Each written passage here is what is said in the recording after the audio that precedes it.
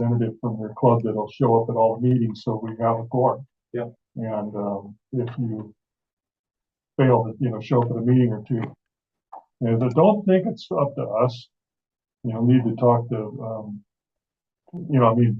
obviously we can support you, but I think the final word is through the Board of Supervisors via the staff at the planning and development. So you need to talk to Villalobos, David Villalobos about it, and then go through the channels. But I don't know if any members are have a thought on the subject. Please come in. That was my question: is what was the enabling legislation, as it were, that created the commission, and what allows for addition or deletion of members? Up to the Board of Supervisors. Right, so we'd have to go. I mean, the Board of Supervisors, the bottom line is, with the Fish and Wildlife Propagation Fund, they could do it all themselves, and they prefer to have a commission do it. So that's why we're here. Yeah, the body, one aspect of why we're here. When I first came in, I talked to Joan Hartman about this, trying to figure out how many members could be on the committee, and apparently Donna Hone, her predecessor, worked a lot with Board of Supervisors. At the time, it used to be a much bigger body, and they honed it down because two reasons. One is then there was this welter of special interests around the table, and the other was that it was hard to get a quorum. So that's what they told me back then. Well, regardless of whether they approved it or not, you'd certainly always be welcome to attend the meeting and, make your interests known. And if you have grant requests, we're always willing to hear them. Yeah, that is the other option. You get heard one way or the other. Yeah, you don't have to be a member to have your message heard. Yeah, we're definitely happy to be involved. So, okay. Thank you. Is anybody else? Thank you. Anybody else in a hurry that'd like to go next? Okay. Then we've left it to me. Yeah. Oh, he's on the agenda. Steve, ready? Okay. Good evening, and thanks for having me down tonight. My name is Steve Rebuck. I live in San Luis Obispo. I started free diving in Morro Bay in 1956. I was 9 years old, so I have a lot of diving history. And I grew up in the commercial side. I learned heavy gear diving as a teenager. Sea Otters put us out of business at Morro Bay, but I found another niche years ago with the commercial divers in Santa Barbara, California Abalone Association. I worked as a consultant for them for about 30 years off and on. I've appeared before Congress 4 times on sea otters in abalone. Was on the sea otter recovery team for 11 years. I was their abalone specialist. So at this point, I got 77 years of experience with the abalone fishery. It's a wonderful thing, and I miss it greatly. With that introduction, last 4 years, I've had 2 petitions for regulatory change with the State Fish and Game Commission. We've had 3 hearings. At this juncture, we have 1 appeal left. It's a 2-year process. If you fail in the 2 years, you have to wait 2 years to come back and start over. So we could do it. What I'm looking for from you folks tonight is some legal assistance. I've appeared before this body many times over the years. Was friends with Art Kavaz and Stan Reedham for many, many years. They closed abalone in '97. And so we've been waiting. It was supposed to be a 2-year closure, now almost 30. And I was at Mammoth Lakes a couple of months ago in June with the Fish and Game Commission. They're not very friendly. But I did uncover something that I think is very valuable in going through the Abalone Recovery Management Plan, which is signed off in 2006 by the state commission.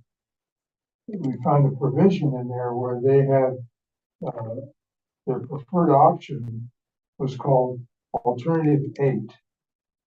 And I asked for a legal opinion in Mammoth Lakes twice during the meeting, never got an answer. Susan Ashcroft, the marine advisor for the commission, asked the same question. The attorney general always has an attorney there at the meetings. She didn't get it. I've written them a letter, no answer. So I'm looking at Santa Barbara County, see if you might be able to engage your county council. Now, for those who might think that's a long shot, I brought with me a document tonight from 1986. We're on another subject, on the sea otter subject. This is a resolution that was signed by the chairman of your board of supervisors at the time, also by the clerk of the supervisors, and then also the county council. So this is not an unusual request. It's a standard practice. And so I brought this set of documents to give you tonight, so you have a little more background. I don't expect anything to happen immediately. We've been waiting almost 30 years.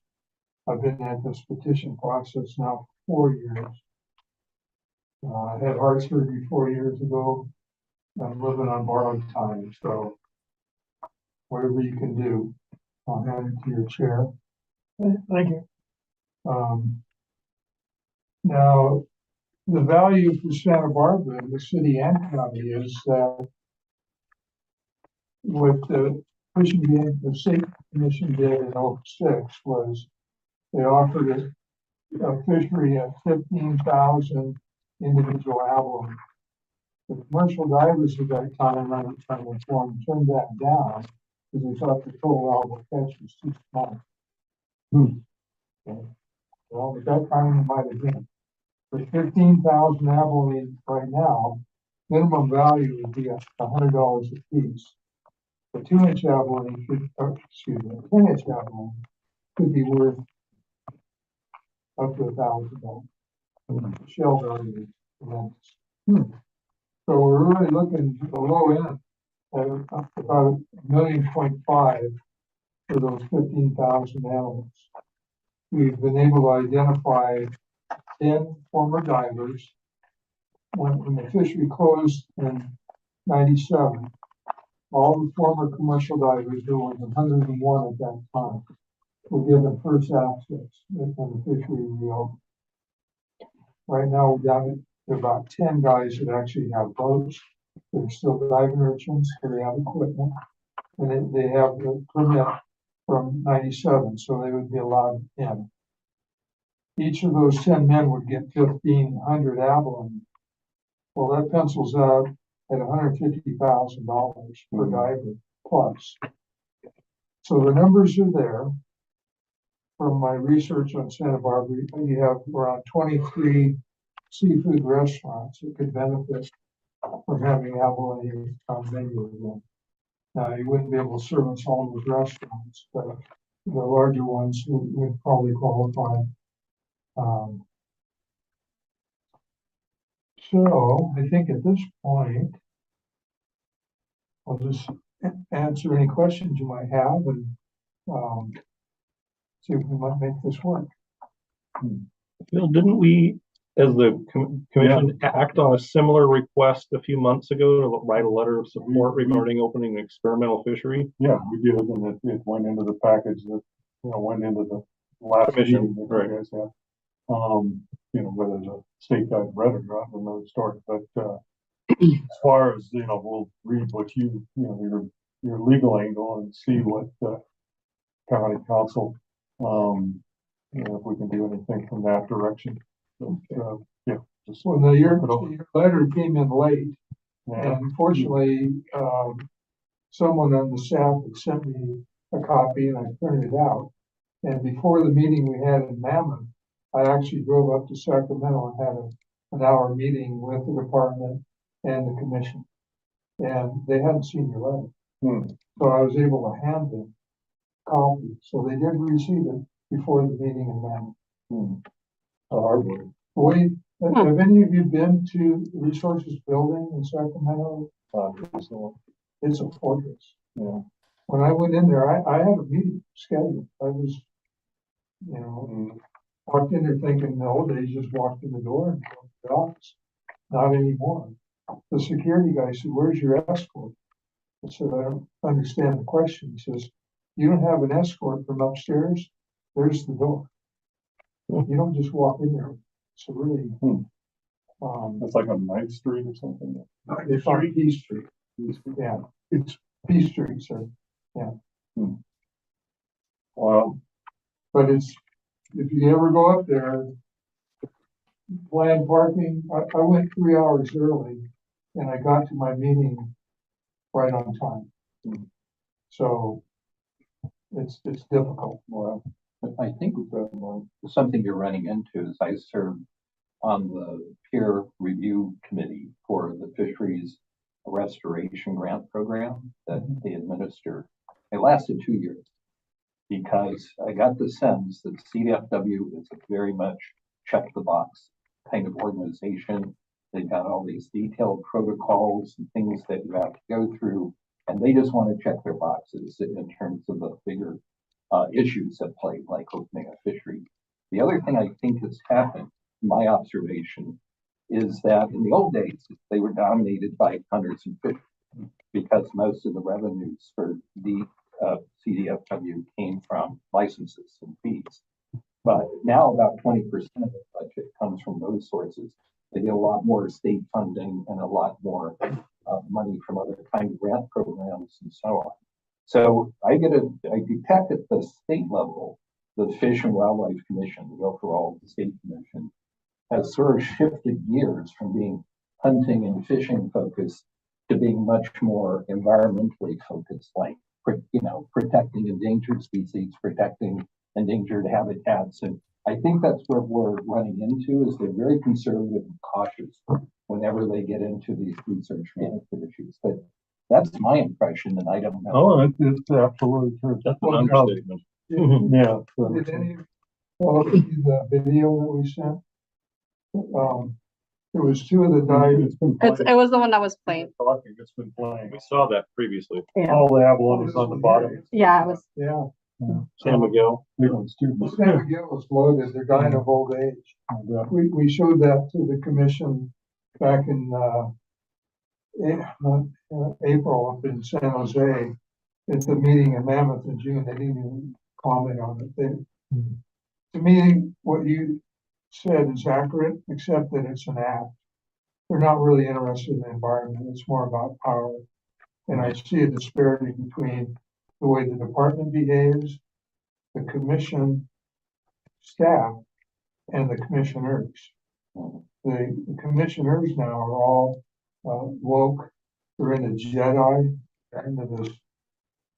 I don't know what you comment on it.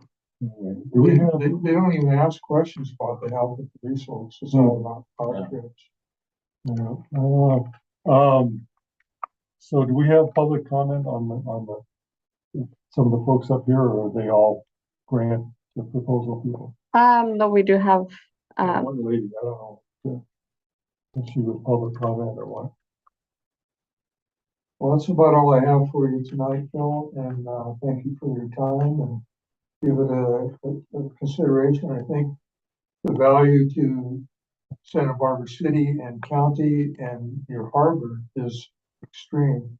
The urchin divers need to take some pressure off the urchin fishery and being able to, it'd be better management to be able to fish urchin and abalone both. But we've got to figure out how to get there. I asked county council to write a letter, or at least take my letter or make contact with the state fish and game, state fish and wildlife, their council general, whatever they call themselves, their main lawyer guy, to give us a written response on whether there's a provision in the Fish and Game Code that says other expenditures approved by the department for the purpose of protecting, conserving, propagating, and preserving fish and wildlife. So I wanted a legal written response from the department to say, can we or can we not disperse these funds to pay for permitting for fish and wildlife related projects? Because back in the day when this was written, it was before CEQA, it was before Environmental Protection Act, you didn't have to spend a whole lot of money doing permitting before you did some kind of a project. So there's no provision in there for that. So I asked county council to do that, and nah, you do it. And just pass the buck, you do it. So I did, but I'm not all that jazzed to stand over county council. I think they're, more interested in not doing shit than doing stuff, but we'll see. Well, I worked a lot I with, like the precedent though. I mean, we'll show them that. yeah, thank you. I was offered the same position with San Luis Obispo Fishing Game Commission. Uh-huh. And I was so disgusted right after they closed Abilene that I turned it down. It was a huge mistake, because I really value what you folks can do. Yeah, well, we do what we can. Yeah. But that's about all I got for you now, Phil. and Thank you. Thanks for your time. You're welcome. Thank you. Okay, if you're online and wish to speak on an item not on the agenda, please raise your hand or unmute yourself. Let's see. We do not have any online Okay. public speakers. So Took off. we're gonna Yes. public comments then, approving the minutes from July 25th, 24. We have copies of packages. As far as it looks okay. Anybody see anything they want to change, or you all good with it? I have a quick typo for Teresa. Yeah. On three, under minutes, there are two actions. Mhm. And so where it says Morgan by, and Oh. it should say by. Yeah. And then down on C, that should be, 5C, that should be USDA. Oh. There should be a D there. Yeah. And then Phil will work with members for Cooper and Thomas. And Chad did weigh in on Okay. our letter. Okay. Good.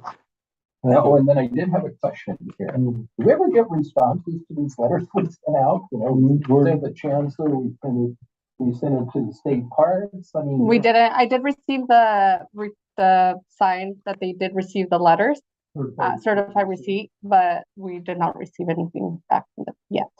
The only letter of late that we've gotten back, anything, was from state lands when we were asking them about platform hauling, the decommissioning and Elwood Pier and that sort of thing. They responded. Pretty good letter too. But none of these other guys have responded. And sometimes I think they're gonna end up having me walking in the door with an escort. Down the road here. Anyway, so the minutes, do I have a motion to accept the minutes as adjusted? So moved. I have a second. All in favor? Aye. Aye. Passed unanimously. Next order is a few items. Review and consider new fish and wildlife grant request. We have one from the Goleta Kelp Restoration Reef Project.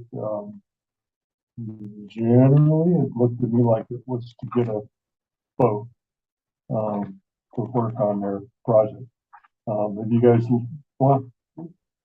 Chris, close. Well, I guess The petitioner is on up in that machine somewhere. I guess I had a question. It seemed like he was relying on volunteers to get him out to do the surveys. I was just wondering if he'd looked at chartering a boat for the 3 times a year that he needs to go out. Yeah, it's a good question. Because I think the initial cost to do it 3 times a year over the next 4.5 years will be, I think, substantially cheaper than the 50K that he's requesting. I could be wrong, but just most charter operators will charge you around 1,500 to 2,000, depending on if you're on a half day or a full day, to make it up to go leave it with the work. Yeah, my own personal opinion, it was a lot of money for a boat. Yeah, there's a lot cheaper ways to get to go. Right, because if it's just a 16-foot rad, just to repower it wouldn't be 40K. But needed that much refurbishment for the cake, and, you know, and having it repowered, it seemed like there might be other better options as far as selecting the road. So you can't get, Chris Flat up on the. Yeah, he's, Chris, can you hear us? Yes, I can. Oh, okay. So you've been listening, you can hear what we've been saying? Yeah, yeah. I think there was some slides that I sent over to Teresa. Are those available?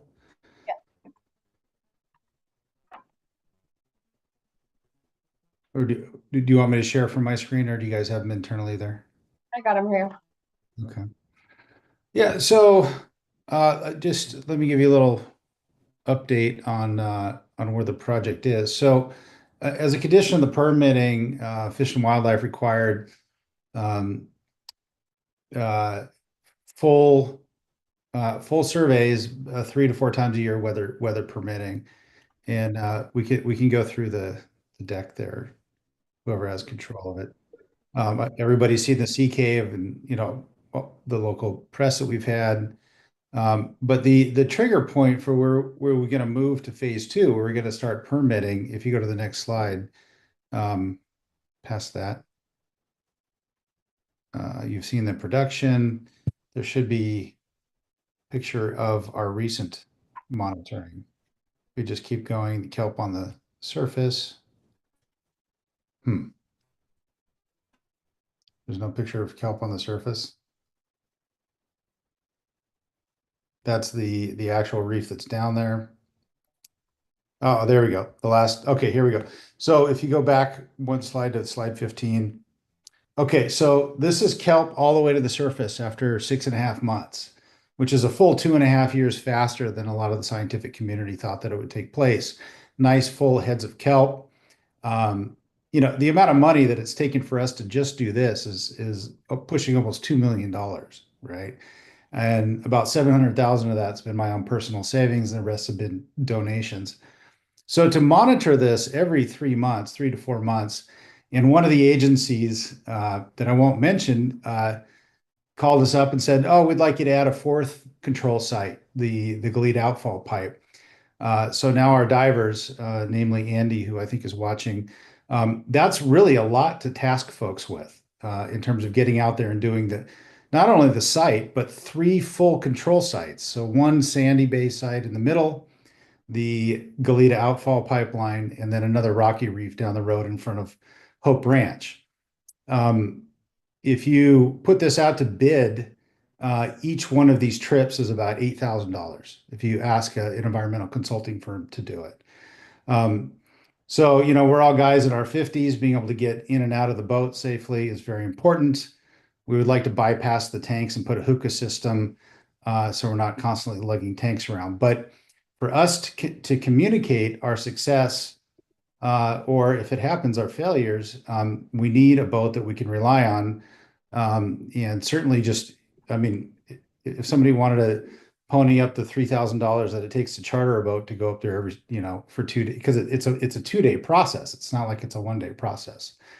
So that is for a very basic 21-foot boat and some operational costs. So I understand in the past things may have been cheaper, but with inflation, that's what a good refurbished boat costs. It's a primary necessary thing for us to be able to communicate the science to the public. And we've lost a lot of days where we've shown up and taken days out of our busy lives. We don't draw salaries. And whoever it is that said that they're going to donate the boat that day just pulls a no-show. And then that usually costs us a whole month getting the timing just right. You have to be able to gauge the conditions, which are very difficult because you can't fly a drone over that area because of the airport to gauge the conditions. You have to get it at a slack tide. You have to get it at a slack neap tide when you don't have, you know, the big spring tides. There's just very small windows, and you have to be able to get on the spot and take full advantage of the underwater photography. If you go to the next slide, you'll be able to see what I'm talking about. That's the seabed, you know, before we deployed. And then after, you go to the next slide, please. Okay, so these are two of the sea caves, and you can see the kelp in the back. We already have a robust Boccaccio population. And the Boccaccios have grown in numbers and size since we put them down 6.5 months ago. So it's clearly already proving itself for Sebasti's rockfish restoration, where they can go from juveniles and get large enough to make the jump out into deep water. So for straight fisheries habitat restoration, it just doesn't get any better than this. The next slide, please. This is basically what one sea cave looks like now. They haven't sunk into the sand. They're covered with Macrocystis and laminaria. You'll see it kind of wane into the winter months and then get really thick again around May. Next slide, please. This is a shot down side by side. Every single one of the sea caves has anywhere from 5 to 15 kelp plants in various stages of growth. So it's not like it's just one kelp plant. So we've been able to prove that if you put out a large number of these over the entire bay, it'll be effective at recovering the entire kelp forest. And that adds millions of dollars to our local economy. So to fret over $50,000 for a boat in the face of the benefit, well, next slide, please. And so I kept the slide deck short, and that's my pitch. You know, the last grant, we really appreciate it. It was for $15,000, but it took us, I think, 10 months to actually get that money. So I certainly hope if this is approved that there's a more efficient way to execute these transactions. So thank you very much. Hey, Chris, I had a series of questions. Mhm. One was, I assume you have to file a report with CDFW regularly or on some kind of time schedule? Yeah, it's annually, but as a courtesy, we typically give it to them when the report is ready. And are there quantitative data in that? Do you have the species, their abundances, say per square meter? You know, you have all the data, Yeah. you know, from your surveys. And so, Sorry. so all I was asking is, when you come to us with reports on how you've used expenditure and so on, it appreciate it if you just attach those reports so I could look at the data that you've been collecting and what it says. Sure, yeah, I'd be happy to. That's on the website. We do publish it on the website. We'd be happy to send it over. And then we've also provided that to some of our other funders like the CMRF Oil Mitigation Fund. Then the second issue is scaling. And so if it took you 2 million to do this small set of catch reefs, how do you propose to scale this up to large areas? Right. So the phase 2 will be to permit the whole of Goleta Bay. This is between 65 and 95 acres. And that just to permit it alone, the estimate that we have so far is about $485,000. That doesn't include salaries or boats or anything like that. That's just the EIR and the permitting for what it takes. And anybody's ever permitted a large offshore structure will tell you that's pretty much in the ballpark. And we're in the process of working with high net worth individuals to do that. And then once that's permitted, the actual construction money for the reef is in the multitude of millions. And that will come specifically from packaging and selling or pre-selling the blue carbon credits, which is a program that we've already completely finalized, and we already have those credits for our Mexico project for sale. But that's how that money will be raised. In the meantime, we do our best to reach out to grant-making organizations, you know, to basically just move things along in the meantime until we reach those other financial milestones. So I was wondering, your 65-acre estimate is just the size of Goleta Bay. Is that right? And so since these are patch reefs, how much of the area is actually covered by kelp? Okay, so what's the percent coverage? That's a good question. Depends on how you lay them out. It seems that we'll probably do clusters of 16 with 15 to 20 feet of sand in between the clusters. And then you'll have the kelp come up and kind of dovetail. So at the zenith of the kelp in late May, if you have a good kelp year, if we do permit, say 65 acres, and there are sea caves in that pattern all over the whole 65 acres, you'll probably end up with 75% kelp coverage, something like that. Right. Yeah, you know Kelp Watch. I'm sorry? You know Kelp Watch. Kelp Watch, that's a new one. It's a website that actually through remote sensing has shown the coverage by kelp, you know, actually throughout the US. And you can go to specific areas like the Santa Barbara Channel, the Santa Barbara coast, the islands, and you can look at for the last, since about 1982, how kelp covers change over time. Mhm. So I went into that and looked at those estimates, but I think the problem is, of course, since they're based on satellite images, it's about a 30 by 30 meter pixel. So as a consequence, I'm not sure how that will show up. If you know, I hope you can complete this whole project, but I'm wondering, I found a disparity between what that was saying in terms of my calculation of coverage and what you were proposing here. Yeah, the satellites are problematic because you really only get the heavy kelp shots at low tide for a good portion of the day, or when the kelp is first come to the surface.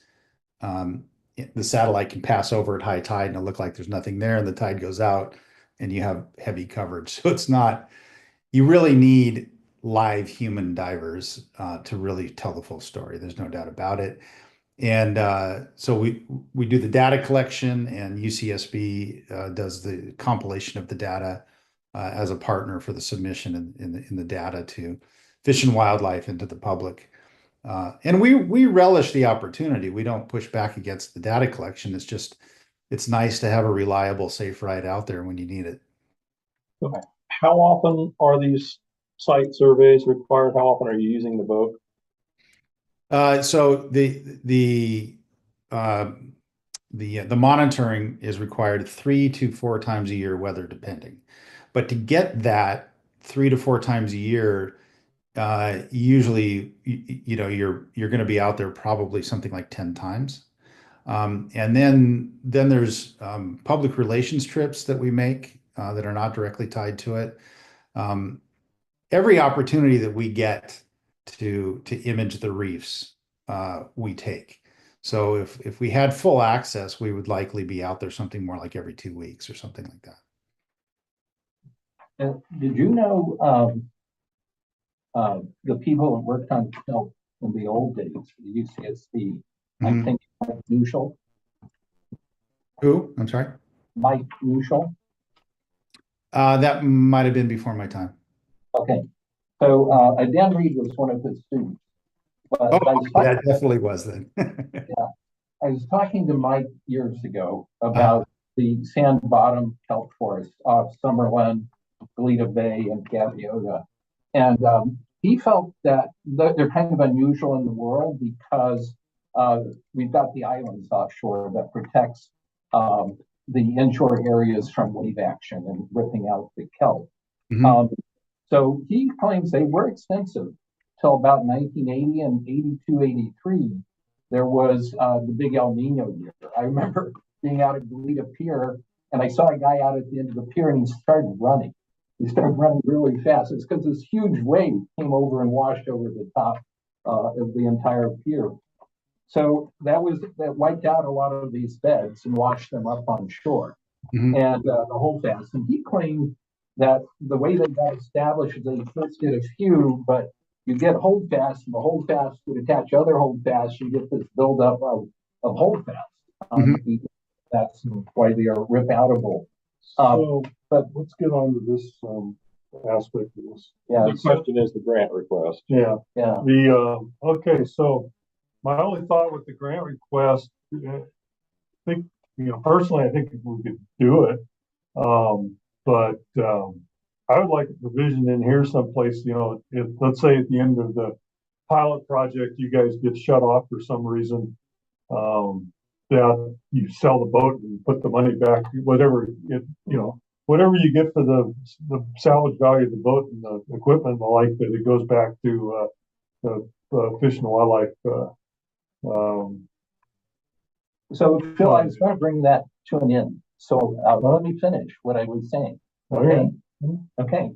So the issue is, and I'm heading there, is that the vote is in service of the monitoring program.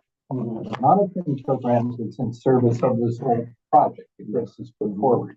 And all I was going to say is when you look at these sand bottom kelp forests, they're a lot less diverse and productive than the hardscape kelp forests. True. And so I support this. I think this is going to increase, we've got tons of sand out there. We've got, I think. so I totally support all. Okay. I'm glad to hear that. I think everyone on the commission is major supporters of artificial reef structure and how well it helps kelp come back, especially in our part of the world. My thought process is if we can, as fiduciaries of this money, that if we can do a little tweak it here and there that makes it more, that we're doing a better job of being fiduciaries, I kind of like to do that. I don't have, personally, I don't have a problem with owning and, approving our support of this grant. So that's kind of, what do you guys think? Do you want to screw around with something like that, or you just want to vote on the grant? Well, I echo your concerns, Phil. I think there should be, it is public trust money and it's used for a good project, but it's not, the boat's not available for anybody else to use. There should be some provision that if the project is done, the boat, the money used goes back to the commission, and it shouldn't be used for public benefit while it's in their possession, for private use. Private, yeah. It needs to be exclusively for the project. We don't want to see them out salmon fishing on the weekends. Gotcha. So do we want to table this and have Chris resubmit with provisions like that written into it, or what? I think that would be nice, that it's written in on what we're providing for and what it can be used for. I concur with that also. I think it's very important that the project is funded. I just think it's abhorrent that it took 14 years for Chris to have to go through the permitting process just to get the state to say, okay, you can put something proven into the water. But because it's funds owned by the county and stuff, I just think we need to be make sure it's appropriate for how it's going to be overall used, and just write in a few guidelines. And even if we approve it tonight, it's still got to go through the board, and it still might take a year before he sees the funds, just like last time. Yeah. And my thought, was kind of going through my mind is if we ask Chris to do this, some provisions, to the boat usage and disposition, should they no longer need it, that we commit to some kind of a special meeting after he's done it, so we can move it along, vote and get it moved.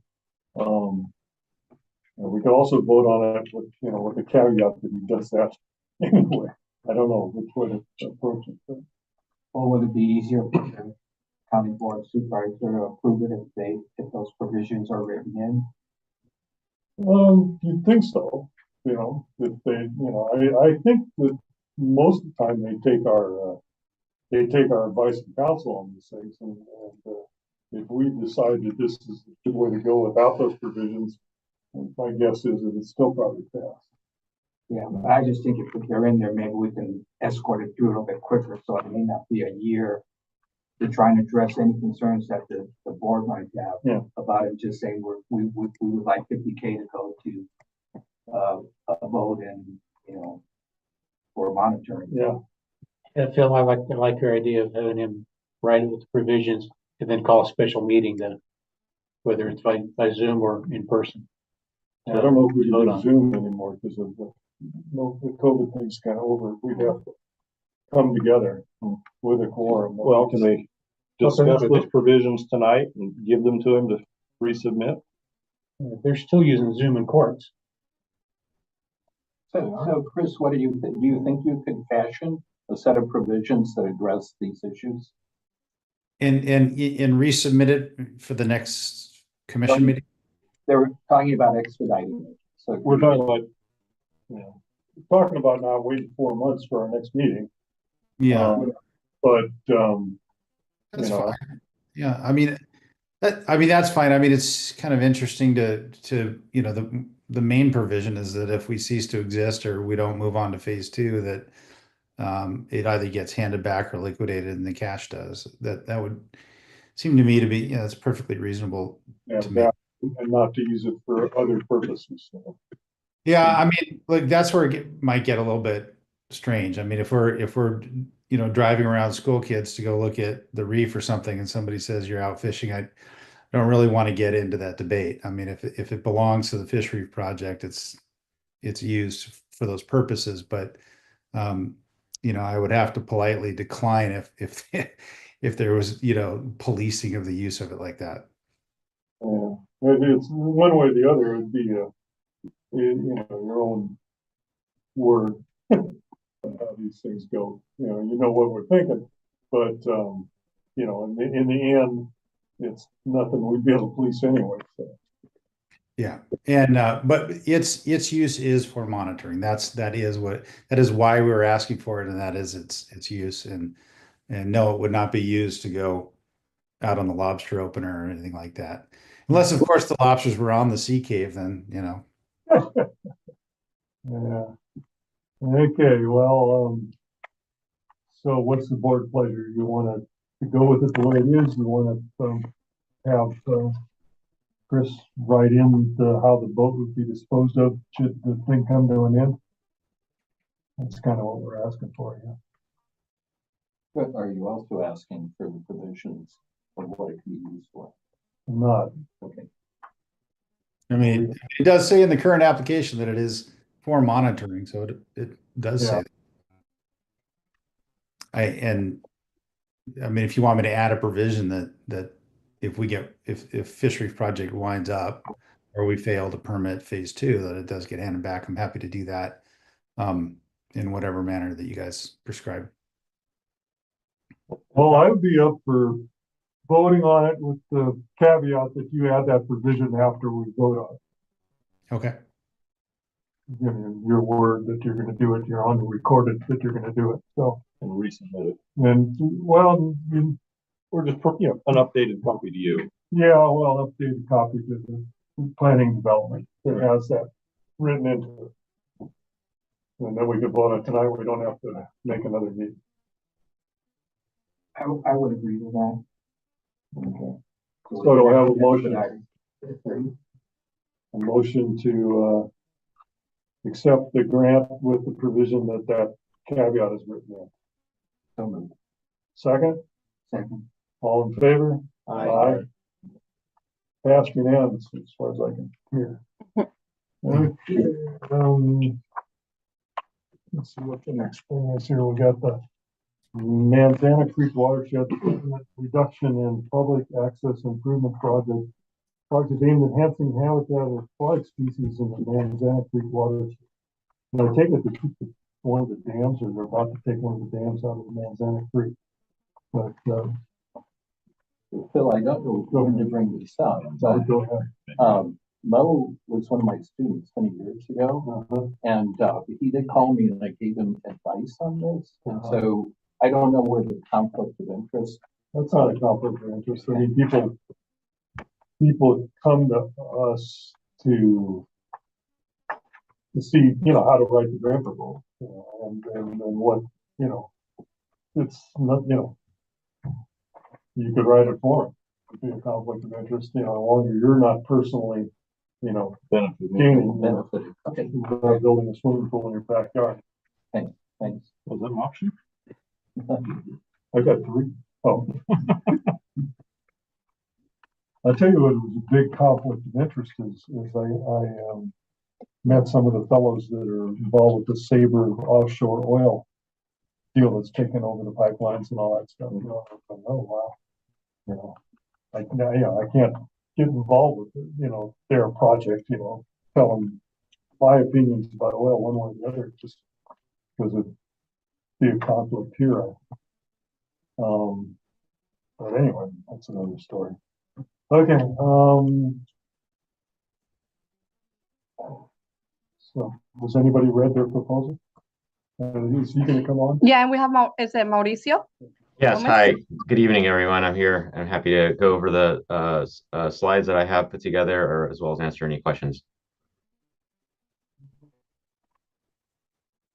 Okay. Please go through your presentation, I guess. Great. Thank you very much for the opportunity to present to the board. Sorry, to the commission. Apologies. Teresa, if I might just be able to ask next slide.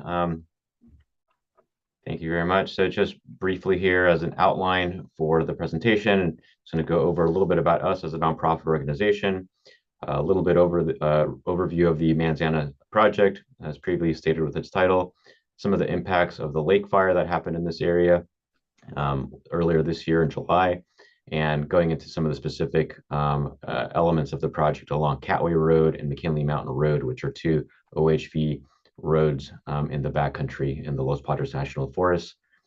Next slide, please. So again, South Coast Habitat Restoration, we're a small nonprofit organization based here in Santa Barbara County. We do a lot of work with various landowners, including private landowners and public agency landowners, such as avocado growers here in the Carpinteria area and the Gaviota Coast, as well as government landowners, as specifically referenced by this example with the Los Padres National Forest. We do habitat assessments, we do landowner outreach, we apply for and manage grants from various state and federal agencies, we get permits for projects, we hire contractors, monitor the permit conditions, as well as do community outreach and education. Next slide, please. So a very brief overview of the Manzana project. It's to implement erosion control and sediment prevention measures along two segments in the Santa Lucia Ranger District, which two OHV roads are the McKinley Mountain Road as well as Catway Road. Within those areas, we're going to treat, or we've been treating, I should say, 33 active sediment sources. Of those are comprised 13 stream crossings as well as 20 road surface drainage sites. We're going to be installing rolling dips at these areas, and we're going to be controlling a whole bunch of sediment off of these roads, some of which is coming off of storms and some of which is just chronic sediment inputs into some fish-bearing streams that support also other aquatic species in this area.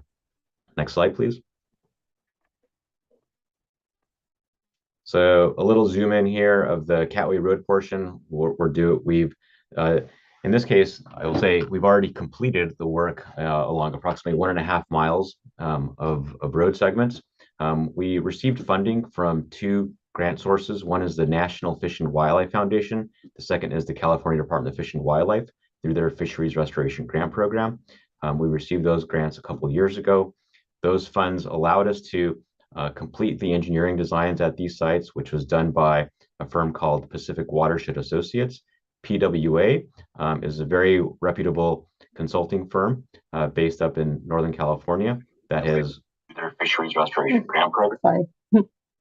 Oh, sorry. And PWA has done quite a bit of work, as well as developed the a chapter in the Salmonid Manual for how to improve sedimentation off of roads. Next slide.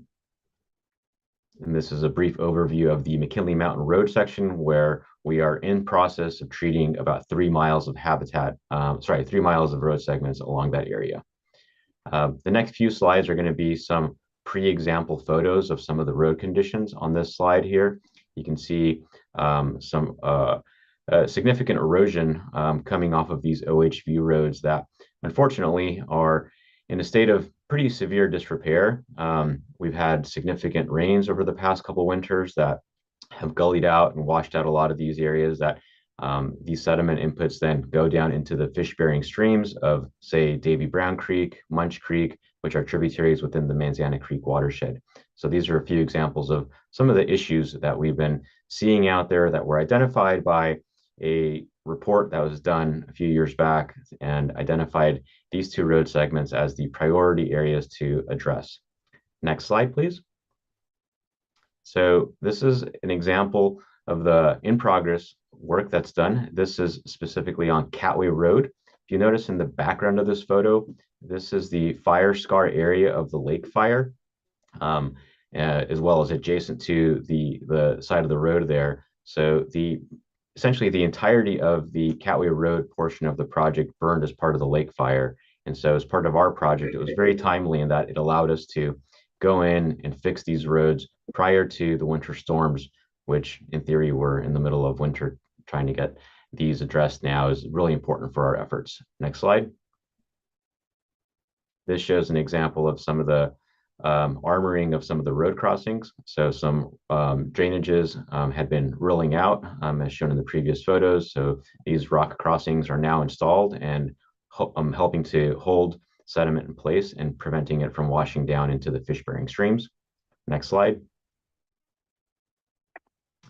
This is a photo of our general contractor. We're working with a firm out of Solvang called Lone Star Engineering. They were selected as the low bidder for the project, and this was the installation of a 4-foot diameter culvert, which is going to help decrease sedimentation, as previously there was undersized culverts that were being constantly washed out and requiring a lot of input from operators to go in and fix the site when it really just needed to get upgraded. And so, as I mentioned, the work has been done along Catway Road, and we are in progress of working along the McKinley Mountain Road section of the work.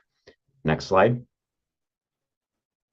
The lake fire, as I mentioned, burned a little over 38,000 acres in July, earlier this year, starting in July. It has significant impacts to the Manzano watershed. Entirety of the Catway Road area burned, and the McKinley Mountain Road section was impacted as a result of the fire suppression efforts that the fire crews implemented along that road in anticipation of the fire jumping over and into that area. Fortunately, it did not burn that area, but we're still nevertheless, those areas were impacted. Next slide. And then there's a few photos of some of the impacts here. Some of you who have hiked back that way might have seen the sign. It's one along Sunset Valley Road. These trails are currently closed, but you can see some of these areas that have been burned in the backcountry. Next 2 slides, you can go ahead and kind of scroll through those, which just show some of the burned areas around this area. And then next slide, there are some of the critters that are in this area. This is a red-legged frog I took a photo of within the Davy Brown campground, if you guys are familiar with that site. I've been doing a number of red-legged frog surveys in this area for the past 6 or 7 years. This is the first time I've seen a red-legged frog in about 15 years in this area. So I was very happy to see it.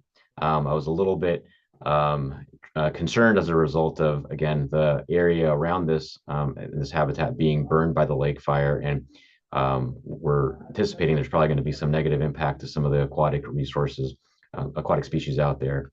Next slide.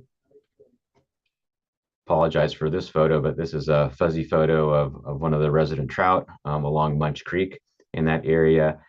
We've been coordinating with the California Department of Fish and Wildlife staff, Kyle Evans out of the Santa Barbara office, who's been having his staff go out and survey these stretches of the creek along Davy Brown and Munch Creek in order to assess and possibly look into doing some sort of fishery locations. I am not aware of what their efforts are with that, but I know that they've had some internal conversations about trying to do something with that. Next slide.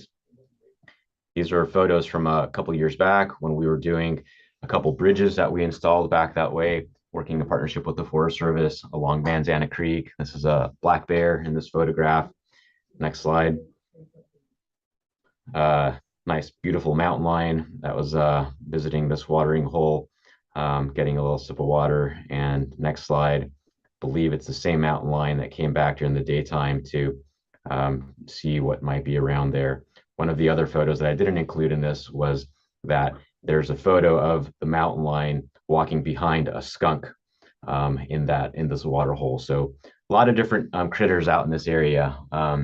Last slide here, just I'll end with a thank you. And this is a photo of a adult steelhead trout from a few years back along Maria Ignacio Creek. Phil, I believe you know where this is.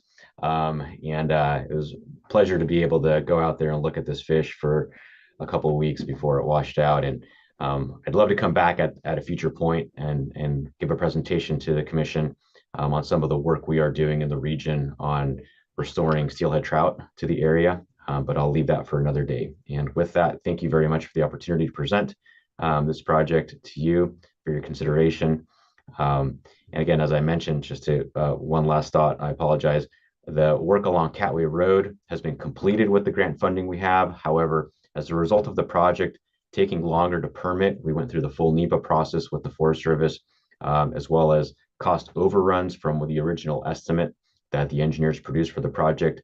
The project is over budget, and so we are in need of additional funds in order to try and complete the project.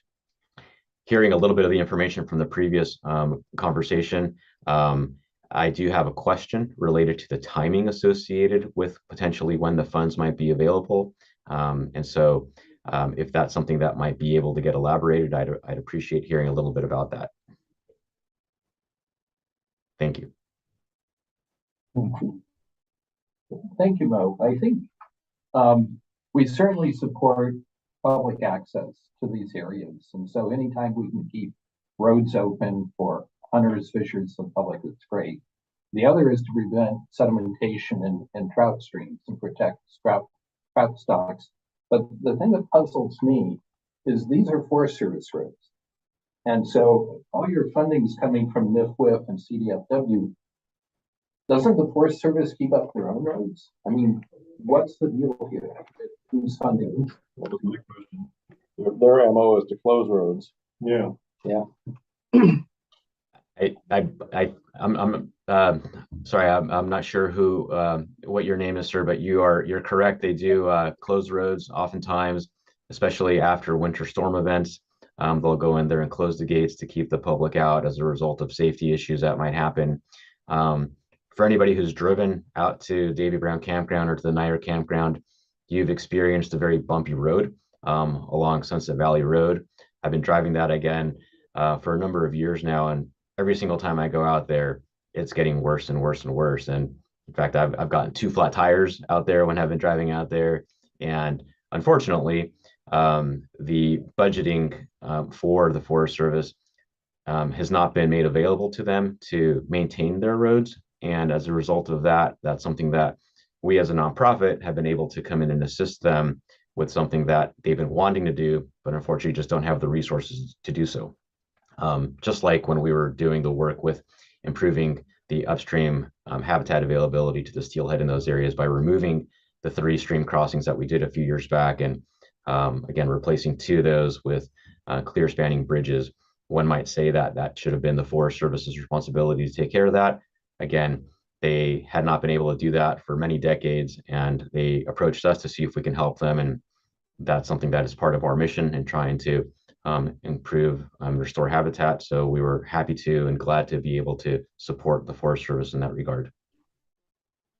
I was wondering how the rest of the commission felt about subsidizing the Forest Service, coming up with funds from county funds. I think the kind of work they're doing, the Forest Service wouldn't do, you know, as far as worrying about sediments and stuff. If they do anything, it's just going to be a side cast on the road. My question, and I think I heard you say that you guys are already done with the McKinley Mountain road work.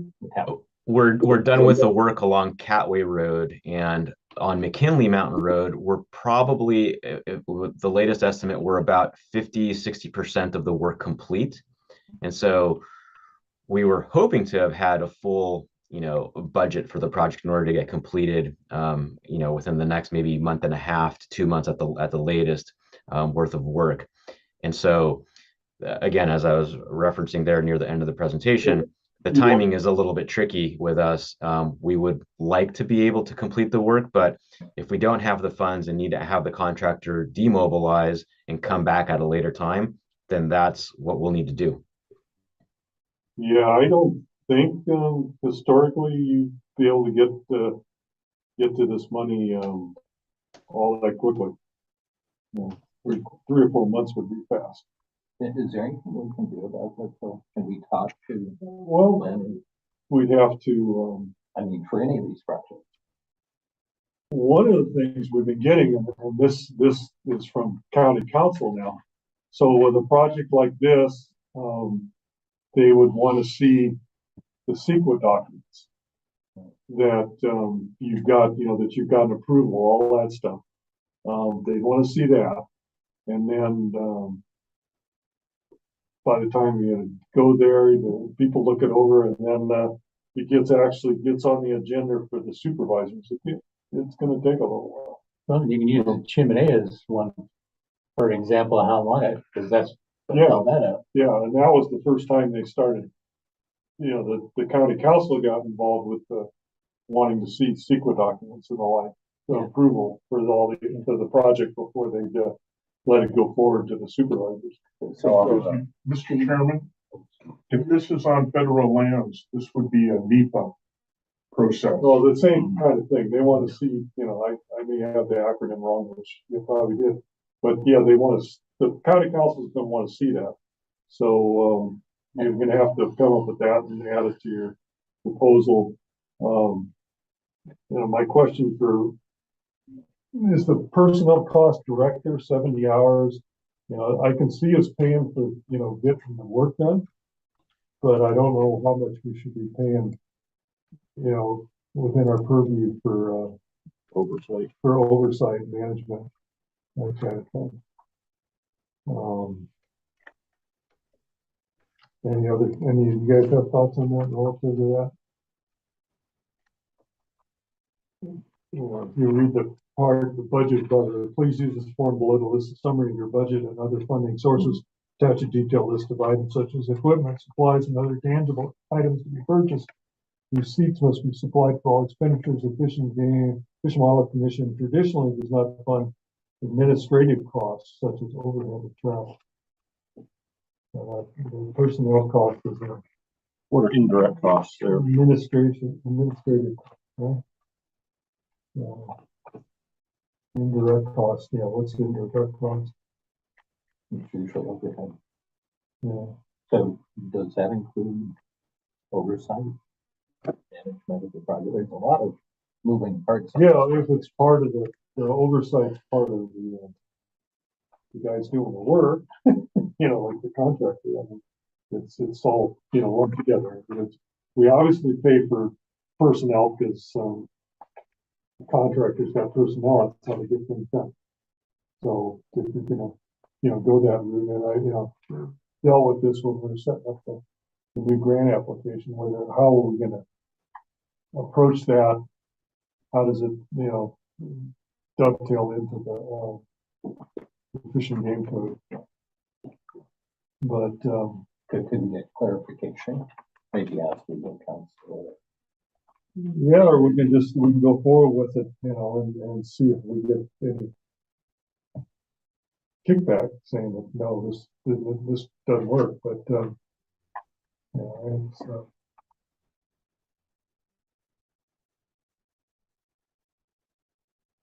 we've been discussing it more and more because we're getting the kind of projects that are kind of personnel heavy, as far as, where the funds are going versus equipment and actual activity on the ground and to get something done, materials and all. Yeah, this one here, item 1, that's all managerial costs, all 20 grand. Yeah. And item 4, indirect, we don't know what that is. Yeah. The 78,000 part of it, I'd be all good with. So basically, David, you would say take out the indirect costs because that's prohibited. What is it?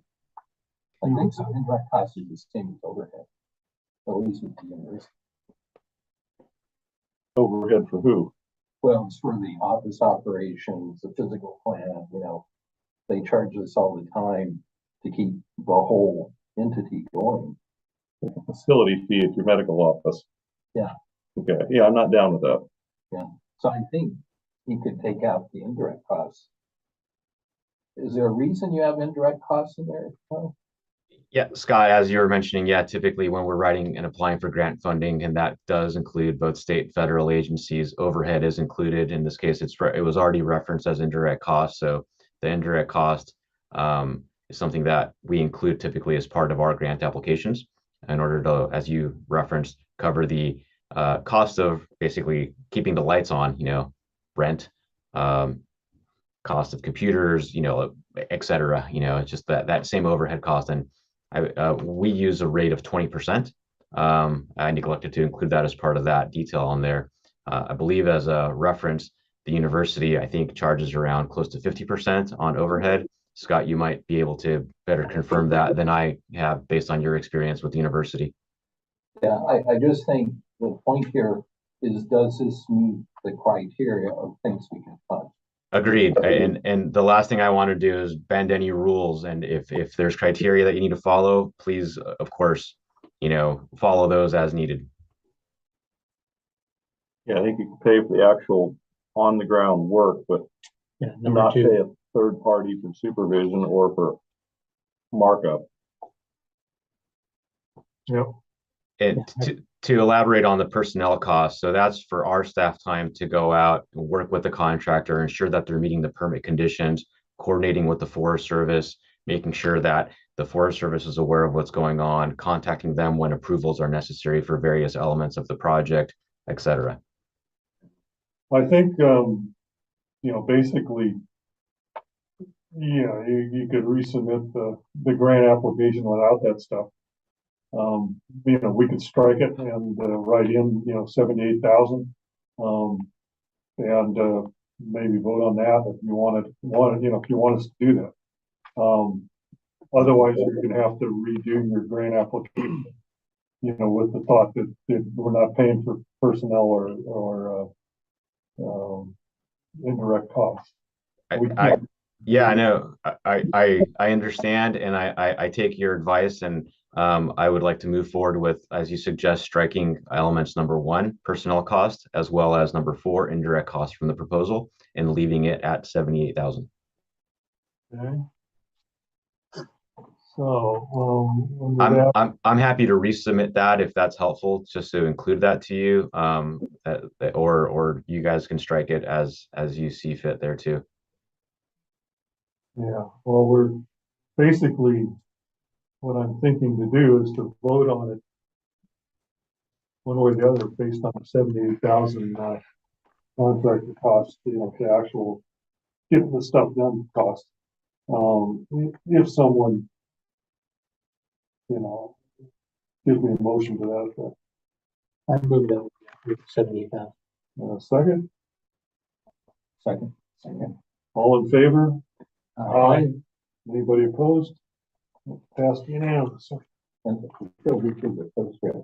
Sometime could we have a talk about these personal cost things to find confused? Yeah, well, the personal cost and the other thing is permit. Right. Which is kind of the part of what he was talking about in the indirect cost. That's why I got the letter out to the state council to find, I want to get a written response saying you can do permit, which is one of the big things, and it would, be a line item. We talk more about it as far as the other aspects of it. And I suppose on the same, you guys can study the law, the code, that maybe we need some kind of a specific authorization from the state to do personnel. Because I don't read it, I don't see it when I read. And so far historically we have, so that 43 some odd years that I've been on it. So I think in the past we've been lucky because most of the leadership on these projects is voluntary. And so now we're getting into realms where this is how they make a living. This is their bread and butter. So we can talk about this. well, one of the things that we encourage folks like to get funding, matching funds from other places, other institutions, and these other groups and institutions are more likely not to be constrained, but they can pay for that other side. They can pay for the cost of his salary, so to speak, where we can't. I mean, we're limited by what we can do with the Fish and Wildlife Propagation Fund. So it behooves Chris and I forgot his name now. Almost Mo. It behoves them to, and he's getting 99% of his funding from other places anyway. But if we can help, this is a good way for us to help. So once they receive the funding, are they then required to submit receipts into the county to show proof of how the funds were used, or how does that work? Yeah, he should show that the contractor should give him a receipt of the work done, and he should send it back to Or the accepted bid or whatever. the planning, to our office's planning development, We weren't here early, but show that we did. we'll have to check on it and what it is, like Chimney has to submit receipts, then they'll get reimbursed. And then Mauricio, can you email me the updated application once you get a chance, please? Yeah, I will email that here before I leave the office this evening, with those updated numbers. Thank you. Great. Well, if there aren't any more questions for me, I really appreciate everyone's time and the opportunity to present this to you. Thank you very much for your support of the project. Thank you. Thank you. Okay, so, the road closure, our little, ad hoc committee worked on it. Scott did most of the work and came up with a really, well-crafted letter. Would you like to read it? Or everybody's seen it? Or?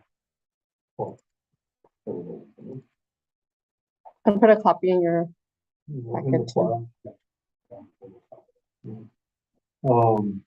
Anyway, it's a very well crafted diplomatic letter to the Forest Service asking them to open up the Pendola Road or come to our meeting and tell us why.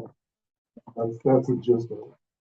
So, we need to vote on whether we send that letter.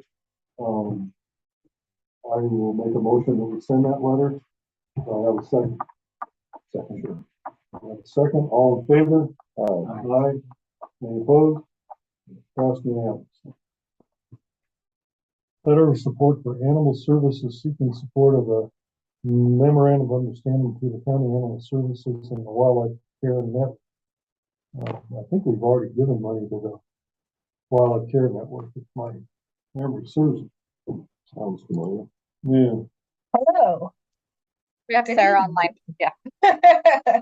Hi. So, yeah, this may sound familiar because about a year and a half ago, we talked about this. I'm not sure, Phil, if you were the chair at that time, but we did have a conversation about trying to basically formalize the relationship that Animal Services has had with Wildlife Care Network for handling native wildlife and disposing of deceased wildlife.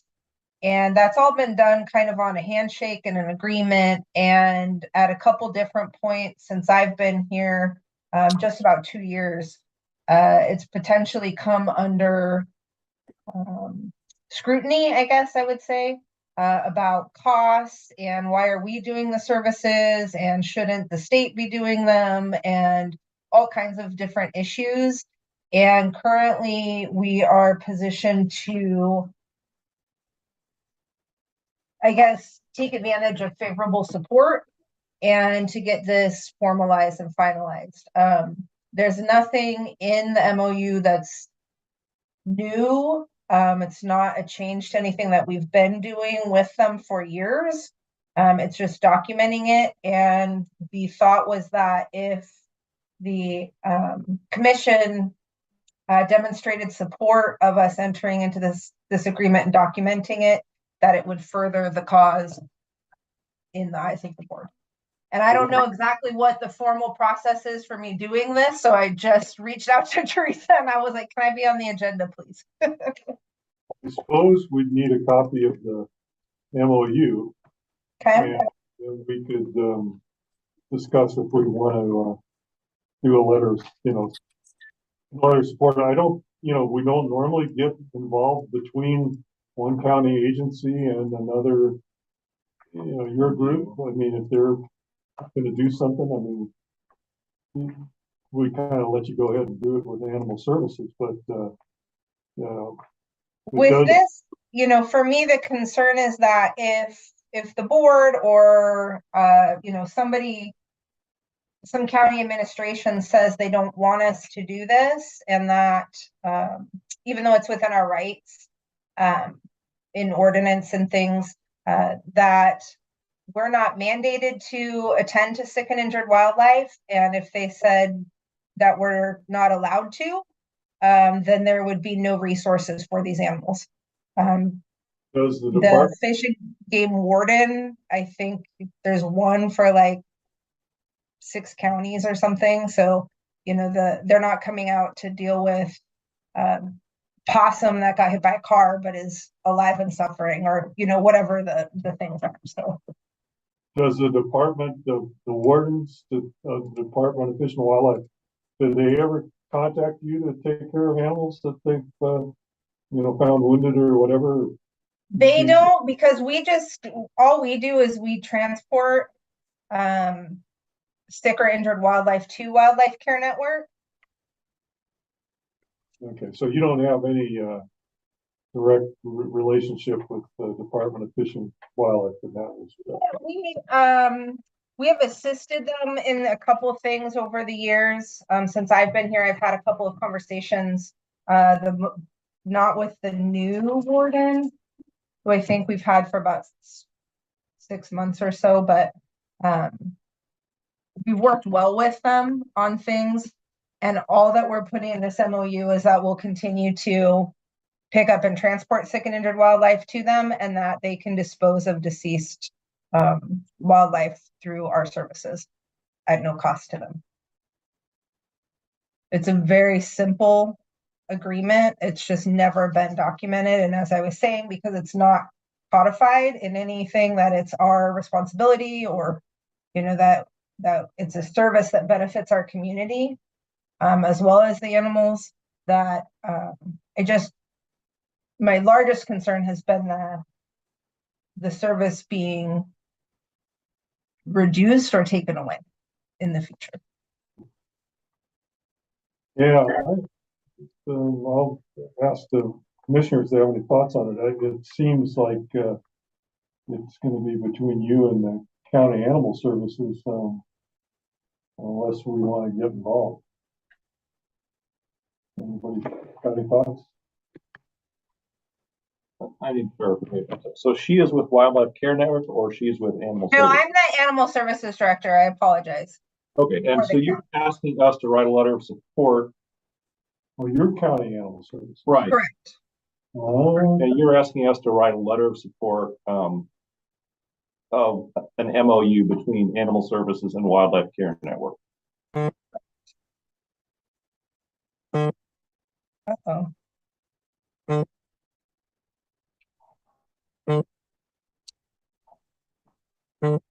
are we losing them? I don't know. Sarah, can you hear us? Yeah, I can. Oh, okay. Something was going on with Frank, I think was getting a call. So did you hear the question? No. Okay, so you are asking our commission to draft a letter of support of an MOU between County Animal Services and Wildlife Care Network. Is that correct? Correct.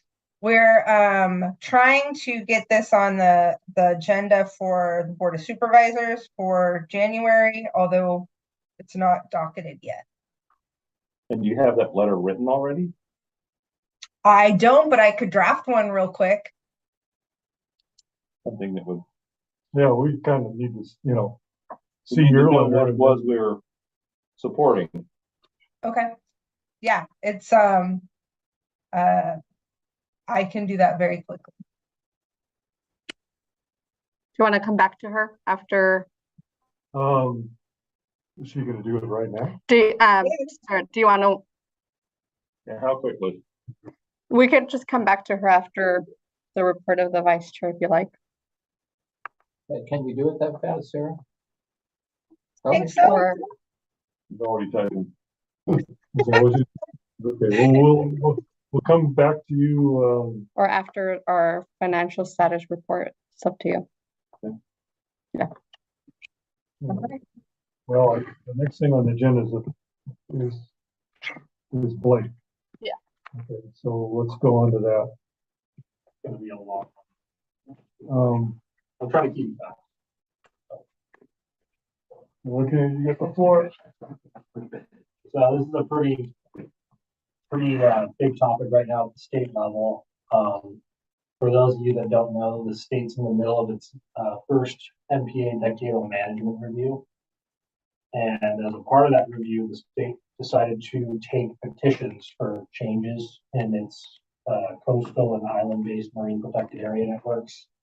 So basically, anyone from around the state last year could have submitted petitions for regulation change, be that new closures, opening up some areas, expanding some areas, tweaking things. It could have been literally anything. So they kind of opened the floor, and all of that closed last November 2023. So in total, in that state process, there was 20 petitions submitted in total. Of the 26 of them overlap Santa Barbara County. So I'm going to go through those 6 today with you guys. What I'm trying to get from you here is the state's kind of asking local boards, local commissions to provide input on these, because it's local people to these areas like you guys that know more about kind of the area and can provide input to the state on what we kind of think about it. Can you pause just for a moment? Yeah, I can take questions at any time. So who are you and what's your role in this? So my name's Blake Herman. I'm a fisherman out of Oxnard, 3rd generation hardwood sword fisherman. Been on the water my whole life. Kind of got into this process back in November 23. My petition actually is one of these petitions. I will tell you which one it is, petition 15, when I get to it. But I'm kind of acting as a local advocate to try to get as much input as possible and kind of just as much of the word out there to get people involved in this process, because that's what the state is asking for, and that's what the staff of the Fish and Game Commission are valuing the most right now. Okay, just want to know who you are. That's right. But without any additional questions, we could kind of get into it. Broadly speaking, I guess the timeline for this is 2025. Looks like a lot of these are going to be hashed out by then. There is an amendment process that is live, so petitions could partially change before January, but this is broadly speaking what we can expect moving forward. So we can do it to the first petition slide. I'm going to do this, so the way this is formatted is by the petition, then I can answer questions about it if you want to say about it. But this is the first petition. Shorthand, it's just petition 33 is what people call it by these 2 numbers. It involves several closures across the entire state of California, but 3 of them sit inside the county or outside the county, because technically the county doesn't have say over state waters, but county islands. So that's Santa Cruz, Santa Rosa, and Point Conception around the bend there. You can next slide. So the big thing with petition 33 is kelp restoration. The big topic that the petitioner is pushing, that we need to change MPAs and expand them and basically make them bigger to help protect kelp forests, to help kelp regrow. That's the angle that the petitioner is taking with this. One of their biggest claims is the removal of fishing from these areas and will allow kelp to regrow, allow those ecosystems to thrive. Thank you. On the next slide. So these are kind of some of the expansions. It's the first one around Conception. This is the current MPA that we have around the point, and then they would add this area in, basically offshore out to the east. And then the next one. This is at Santa Cruz Island on the southwest side of the island, where they would just add like this little triangle here to the Gull Island closure. And then the biggest expansion, this is the biggest out of all the petitions, but the Santa Rosa expansion would cover the entire southwest side of the island, essentially would be in a new protected area. So as I said, a lot of these reasons are, covering kelp, and, since I'm going around kind of talking about these, there's obviously reasons for them. They want to protect it so the kelp can regrow, but people also bring counter reasonings. So some of the counters are, how does not being able to fish an area affect kelp, which is not particularly fished? And one of the biggest things that people have brought up is, if you scroll back up to one of the previous slides really quick, is a lot of these areas, like specifically at Santa Rosa, this whole new closure goes 3 miles offshore to the state water line, but all the kelp just grows locally to the island. A lot of this MPA expansion is just out in over 300 feet of water where kelp can doesn't grow in that deep of water. So a lot of people are saying, if your whole point is protecting kelp, why are you making it expand? That's kind of the first one. I don't know if we want to ask questions petition by petition, or if we want to wait till the end. There's 6 in total. This is just the first one. This is probably the biggest one in the entire state in terms of coverage and controversy. So by MPA expansion, you explicitly mean no fishing, no lobstering, no abaloning, anything, any take. So there's 2 different types of MPAs, SMRs or red boxes, which are basically you can't do anything inside them, you can't take anything, no touching whatsoever. And then there's SMCAs, which are limited take areas, which are basically they're protected, but you can do certain things inside of them. We have a bunch of SMCAs in the state that allow us to fish for pelagic species like tuna or billfish that are traveling through, but it still protects local ecosystems and that kind of thing. So those are the 2 kind of main types of closures we have in the state. They're strictly in Santa Barbara County expanding SMRs, which are the marine reserves, which are the no-take areas or the red boxes. So those areas would effectively be closed off to any fishing access. You'd still be able to like free dive, not fish, but like dive or that kind of thing. Just no take activities. Any other questions?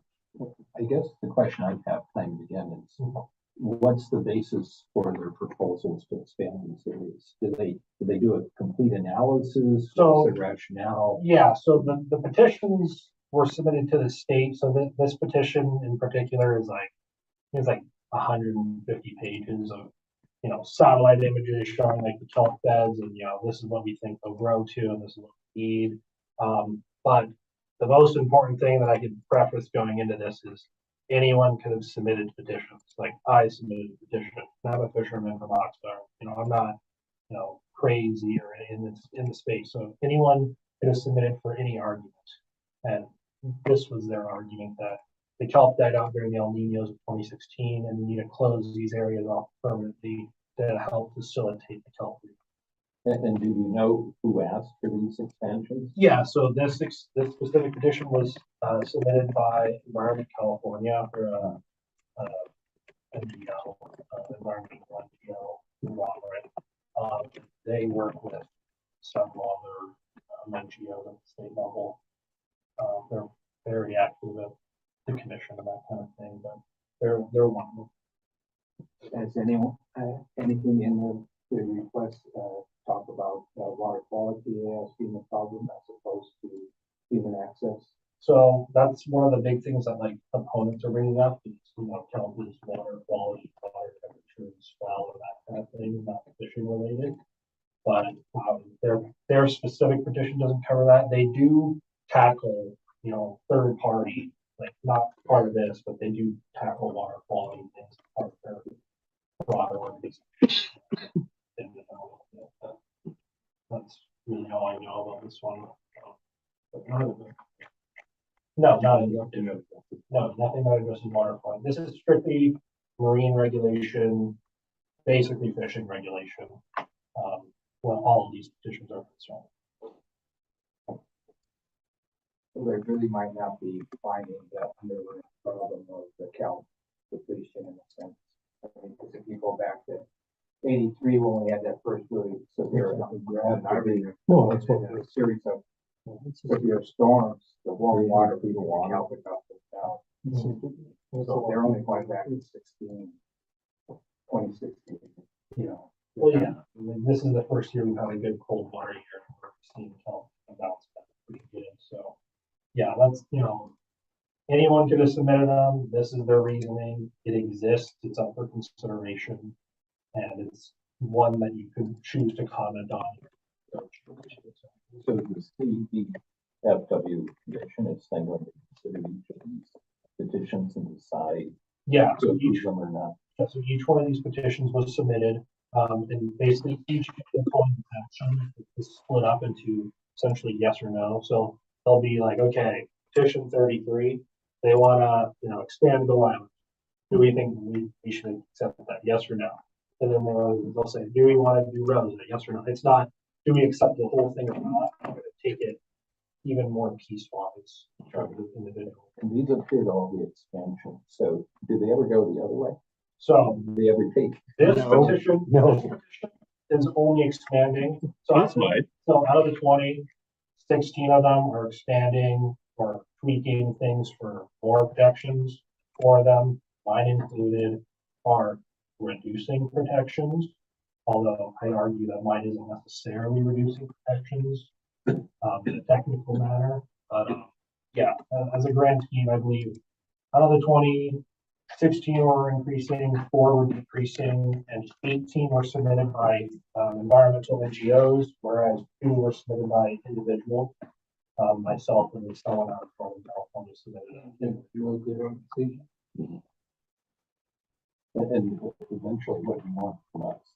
Essentially, a letter. All the state's looking for is comments from individuals that are knowledgeable of these areas, like local fish and game boards, local people that are been on the water, understand the water, and essentially providing your input. They can't do as big of a thing that they did in like 2012 and 2000 at the Channel Islands, where it's a multi-year thing. So this is the process we have, and essentially they've said we're looking for local input. If anyone wants to provide local input, please do, and they're going to take that into consideration. So, you could write essentially a letter saying, Edition 33, this is what it wants to change in our, Santa Barbara County. This is what we kind of think about it. And essentially, it's just an input letter. And so do we have the bandwidth from the commission to evaluate each one of these? Write a letter? Yeah. I mean, basically what I'm thinking of doing, or at least putting up, for you guys to think about would be to, form ad hoc committees to say, okay, who wants to, deal with number 33? And it's like, I would want to speak on that. Jim, Mason would want to speak on it. You may want to speak on it. And then, as we go through these things, that you're going to present the ones you think are in Santa Barbara County here tonight. Probably want to start looking at it, as a commission, and as far as time is concerned, say, okay, here it is. This is what they want to do. Who, most of these that expand, I think we're going to be opposed to, for a variety of reasons, because these things were heavily vetted before we got the people putting in their individual stuff and NGOs doing their wish list.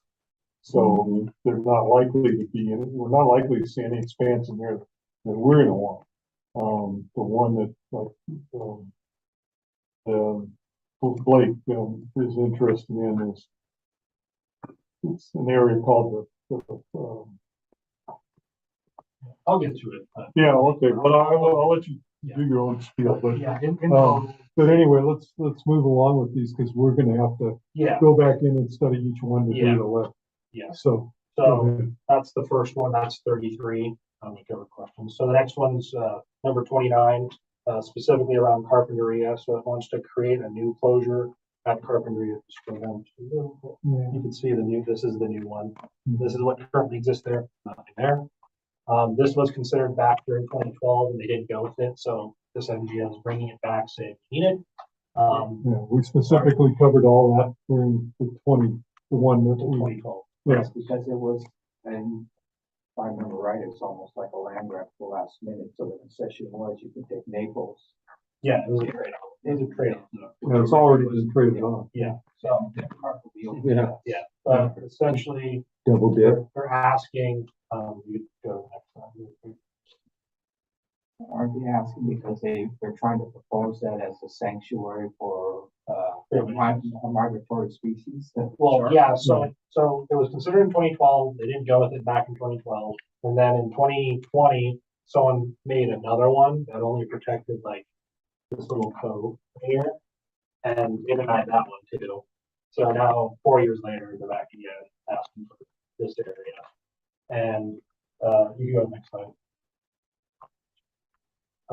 So Carpinteria, the biggest thing with this one is the White Shark Nursery grounds, and then it would basically be a, the side protecting white sharks, which are highly migratory species and not really affected by tiny box, but besides the point. It would also be a Chumash reserve, so tribal people would be able to take with their traditional fishing methods still inside of the area while close to the general recreational. As of now, it could be amended, but as of now, that's what the petition is asking for. Oh, yeah, but they already have access now, so are they asking for? Yes. They only have access. Essentially. Yeah, their own. With 50 grand a month checks, they can charter a boat and go fishing anywhere they want. Yeah. But, you know, that's how I feel about it. That's what this one's asking for. Next slide. This is the expansion I already kind of showed you guys, and then counter is basically everything we said. Same petitions, white sharks and that kind of thing. The next one's at Point Sal. This is submitted by both of these, the Carpinteria and this expansion were submitted by the same people submitted two petitions. The first one was at Carp, this one's at Point Sal. This one specifically involves creating a new closure, just like at Carpinteria, but instead of at Carpinteria, it'd be at Point Sal. Go to the next slide. Basically, they're saying that we need to close it to protect the local ecosystem and biodiversity. It's a ecological hotspot because of the point, and we need to close it because of that to kind of preserve everything. Their biggest claim is that closing it off won't hurt commercial fishing because it only accounts, that area only accounts for 1.1% of total commercial landings in the Central California, which, as I'll go into later, is technically true, but they're not really understanding what that 1% actually holds side of it. So you can go to the next slide. This is the expansion area. So you can see Vandenberg's down here, but Point Sal would just get that addition. Next slide. That's a good fishing spot. Exactly. So the biggest counter reasons are, well, scroll up a little bit, but essentially that 1%, while it is only 1% in Central California, consists of 9% of the salmon caught out of Santa Barbara and 23% of the groundfish caught out of Avila. It also consists of 50% of the crabs caught out of Avila. So it is a major commercial, commercially viable area that a port gets 50% of the crab income from. So closing that off is definitely going to affect that port. So that's what, when I went up to Avila and gave the same talk, they gave me all that info, and I was like, okay, yeah, this is a bigger one. So that's important facts that I think need to be considered at some point. We'll go to the next one. Does anyone have any questions? No comments. Just going through. Just a statement, a lot of times when we say there's a small percentage that's being shut off for access, in the grand scheme of things, they hold all of the structure for, 100 miles or whatever. Yeah, so even though percentage wise it's small, it has a huge impact. That's like the big thing with Sal and Carpinteria are, Carpinteria is the only reef open still, really, down in that area. And the same thing with Sal, it's like the only point in Central that's fishable. And if it takes 14 years to get the permit to put in an artificial reef that could be beneficial, it's the state is a little. There you go, the next one. So this is petition 18. I would call this a neutral petition. This is really a cleanup petition, submitted by a guy named Greg from Ocean Conservancy. It's a NGO again. Yeah, Greg Helms. So he submitted this one. This one is, I would still call it generally neutral. So you can go to the next slide. It proposes multiple things around Santa Barbara County. It is specific to Santa Barbara County and Santa Barbara County only. As every star is basically an area it's looking at. So it's looking at 6 different changes across the 6 closures in the county. You can go to the next slide. So the first set for the Santa Barbara specific change would be Vandenberg. He wants to create a thin shore only allowed take area. And the biggest reason for that one is this is half in the military base and half in public access. And even though it's a no fishing zone, the military base commander has basically told his guys that they can fish it. So they have been fishing it. Enforcement can't ticket those people because they're in the Navy base. So the public sees that they're fishing, goes fishing, and then gets ticketed. So that's a problem. So because of that problem, he proposes just to allow shore fishing along the entire closure, so that way everyone has access there, and we don't have to worry about like bias or military personnel fishing in technically illegal waters. There's special closures at San Miguel and Anacapa Islands. I guess Anacapa technically isn't in Santa Barbara County, but basically these special closures really revolve around like birds or like seals, and they're the kind of the older styled closures that we had even before the big MPA network. And his argument is we don't really need them anymore. They've fulfilled their purpose, get rid of them. So that one has generally gotten unanimous support because no one really knows what they're for anymore. And if I'm being honest, no one really uses them anymore. So that's more of a cleanup thing. You go to the next one.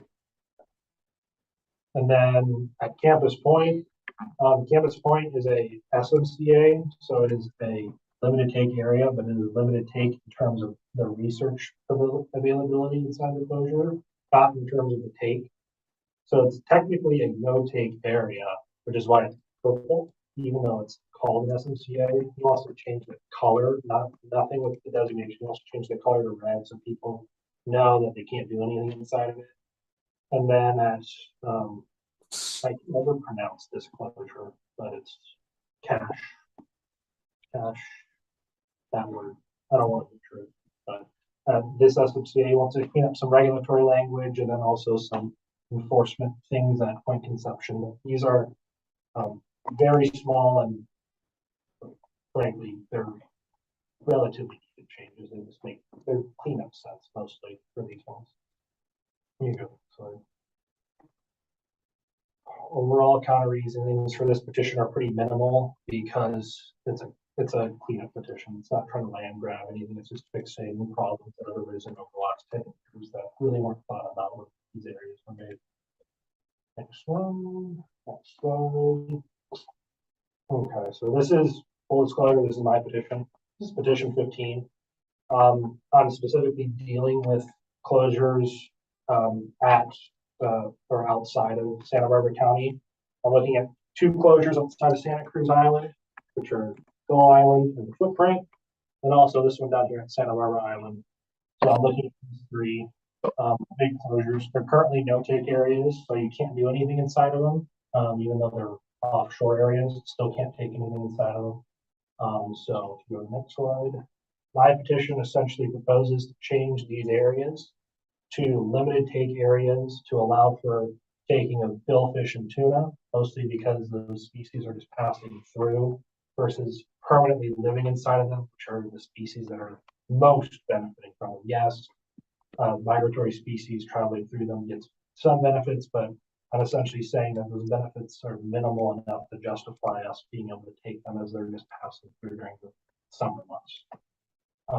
So that would happen to all 3 of these areas, the same set of changes to all of them. And this is besides the argument for pelagic access, it's also to avoid naval closures. So this isn't a permanent closure, but this line right here, all of this down is a on and off naval closure that when they're launching a missile out of Point 2 in Oxnard, they basically close this whole swath of water off and river to just a little strip, which the closures consist of a bunch, and some days we're basically all forced to sit like right here against just one box. And it's hard to fish for tuna over a 20 square mile area when you're forced into a little tiny hole. So it's an equity thing as well. It would change all 3 of these closures. This is what it would look like if it changed. You know, they just go from red boxes to blue boxes. I'm asking for pelagic access for recreational fishing, and then also for commercial fishing. I'm asking for cleaner methods, hook and line only, harpoon only, no nets. Just reasonable, fully enforceable fisheries. And then Counter reasons, even to my own petition, obviously opening areas to pelagics does affect the broader ecosystem. It's how minimal that effect actually is. If you think it's too much, they can stay closed. I don't think it's a lot, so I think that they should be able to open. Some things that people have brought up about mine is enforcement. It's obviously harder to enforce an area that has a more specific set of rules, but federally, we just employ these yellow boxes for truck areas that do exactly what I'm asking for, which is allow pelagics but protect non-pelagics. Again, that's technically federal and not state.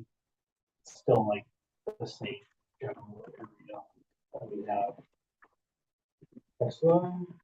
Any questions on mine? Well, I guess no. So, well, what was their enforcement policy when the MPA process was there? I mean, they had a bunch of broader ocean that they had to enforce, so saying to me that this would make it harder for them to enforce. Yeah, but I can somewhat understand like a limited take area having its issues, but I think it's pretty obvious when someone's fishing for a 10-foot swordfish versus a rockfish this big. Yeah, it's not hard to tell. But yeah, that's just stuff people know. And last but not least, this is the last petition. Petition 14 revolves specifically around sea urchins. It was submitted by Dave Rudy, part of the Sea Urchin Commission up in Northern California. It covers multiple closures across the entire state. In Santa Barbara County, next slide, it covers only one closure, Naples. So this petition basically proposes to open Naples, which is already a limited take area, to commercial sea urchin. Basically, the biggest concept of this petition is kind of kelp restoration, where this is a limited take area that was closed to sea urchins, where sea urchins have basically been able to grow out, eat all the kelp. And what people are seeing today that, well, they're protecting sea urchins, but the kelp's gone. We need to be able to take the sea urchins out of these areas so the kelp can have a chance to regrow. And that's kind of what this petition's asking. And in Santa Barbara, it's only asking for Naples. Next one. It's just Naples. Counter reasons to this one, not really a lot, considering that urchins are probably one of the larger reasons besides water temperature and swell that kelp is using. And taking them out of those protected areas would allow the kelp a reasonable chance to regrow, assuming that we have cold water years without a lot of swell. And that's basically everything. Thank you for holding out with me. It's a lot. It's a very lengthy process. We're already at a year and a half, so you're getting the back end of it, the back end year, but it's at a point now where input is needed and conditions like this are perfect for that. So what's the deadline for submitting comments to the state commission before they take action? So technically speaking, these petitions won't have their final yes or no decisions. The commission has said by December 2025, which would mean the comment deadline would be in September. However, per my experience with the commission, I would say you would want to have something in ideally before April, May, but it can be as late as probably. The sooner the better. I've worked with a bunch of other groups, commercial groups, recreational groups, help them draft letters. I'm not saying that I'm going to do that because this is a county board, but I can provide as much detail, summaries on these petitions, and kind of give you the cliff notes instead of having to read through 500 page document if you wanted. But we've got roughly 6 to 7 months to get something approved by the county board of supervisors to go to the state commission.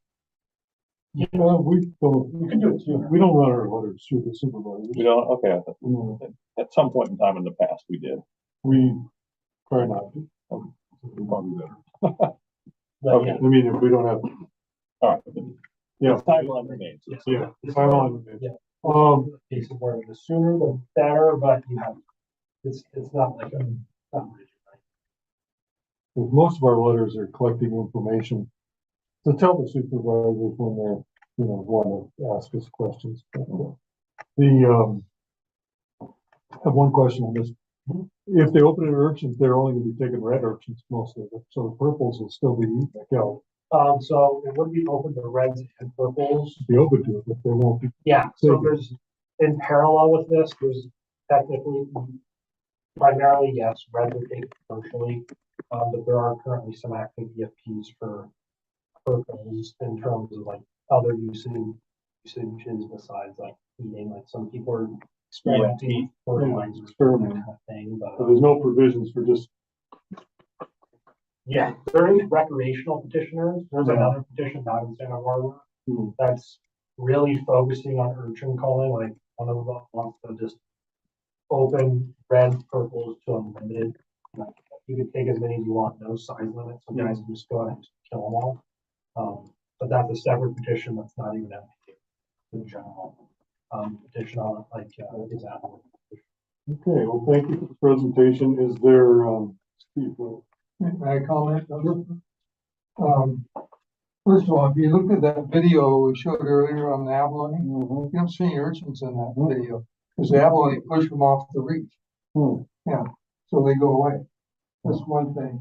If you want to study this particular issue, I recommend Michael Foster, Moss Hunting Meat Lab, 1987. Sea otters, keystone species are just another brick in the wall. Because as you said, turbidity, water temperature, current has a bigger impact on urchins. Yeah. And then for your research study, take a look at Dan Miller. He published back in the 70s, 50 years ago. Point Lobos was where this abalone commercial fishery started in 1896 by the Japanese. Okay. That was made into one of the first marine protected areas of California, 1960. I've dove there. It's about as productive as this. And what Miller published was that to have a successful marine protected area, you need three components. You need clean water, you need control of human beings, and control of marine mammals. If any of those three are missing, it won't work. And that's why a lot of these marine reserves don't work. And the government, now what they're doing in Sacramento, in my opinion, they know these things don't work. So what's their answer? Well, they're just not big enough. We need to make them bigger so they work better. So, but into my comment. There's a lot of staff politics that I can get into and the divisions up there, but there's definitely people that are understanding and want to do certain things, but they need people to bring up those points so they can use them at meetings. Yeah, 50 years ago. Very big, but the staff is, in my opinion, very receptive to over input and commercial. They're very responsive. so, The state is purging a lot of that old data that I cited. yeah, I go online, fortunately I printed them out or I have original copies. A lot of these papers, now I go online looking for them, they're gone. They've erased our history. So if I can help with titles, I'll try to get it. So should the commission decide to take action on this, are you able to provide us with your presentation or a summary of all these things for our consideration? Yeah, like You've obviously done a lot of research and put stuff together. yeah, I've done a lot of these kind of things. I first got introduced to this commission from Jeff, who wasn't here today. But he told me to come here and kind of explain to you guys what I did with him at his commercial org in Santa Barbara. Where I worked with them, basically gave them a very similar presentation, and they were able to draft their own letter that we're working on right now to comment on this. But yeah, this presentation is a great summary slide. I could provide generally speaking, more summary sheets revolving around this. Yeah. you did provide me with that letter that you, That was a draft. yeah. Theoretical draft one. Theoretical. Yeah, so we've got, between the notes I just made and plus what you gave us, that, I think we'll be able to. Does anybody, I guess my next step, I'm volunteering to join the ad hoc committee. I think Jeff Mason would Anybody else want to be on an ad hoc committee to work on individual letters? Okay. And you want to get involved? I don't know enough about it. Okay, cool. Cool. So Cleanup girl. who was gonna get involved? Jeff Masson, Whitney, and myself. Okay, So, thank you. I mean, I'll look it over. So. okay. It's like a very, the state has published several websites that are kind of outlining the petitions. You can generally just Google California and petition, thousands of pages will come up. There's a couple summary sites on sites like ArcGIS that have some layers that you can kind of see them live. But yeah, there's a lot of out there if you go look for it. I can definitely find some of these. This is something your freediving club can comment on to the commission as well. We actually have been very active building a page on our website that has a lot of this information. Blake and I have been in contact for over a year about this.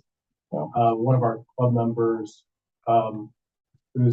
he's active in building MPAs over in Asia to help communities, commented specifically on 33 and how the petition contradicts itself.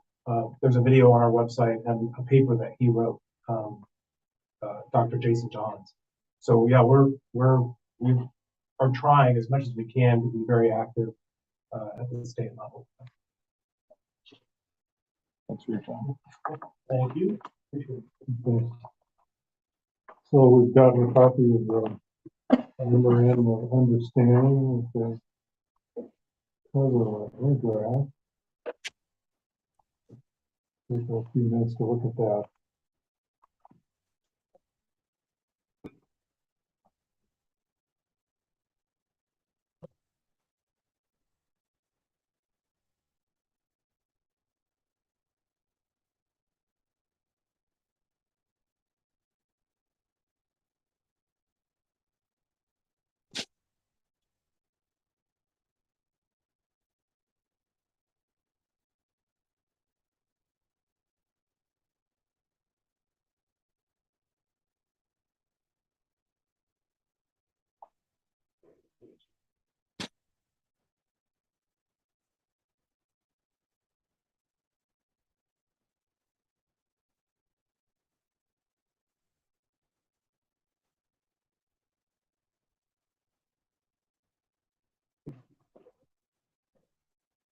No issues with it.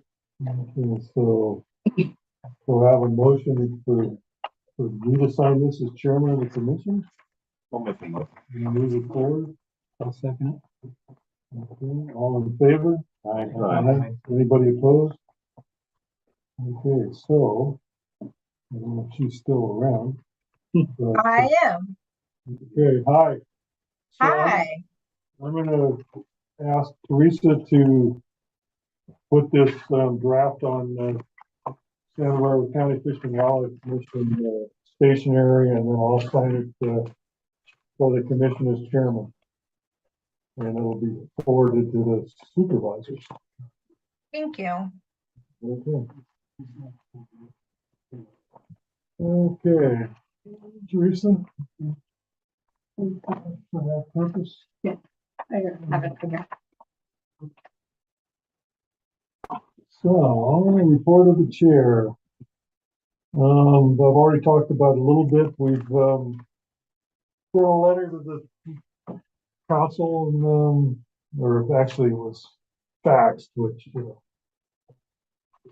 the state council of Fish and Wildlife to get a written response on our ability or not to use propagation funds for permitting of fish and wildlife related projects. Haven't got a response yet. What else is going on? Haven't heard back yet from the UCSB on access to the lake and the property they got going there.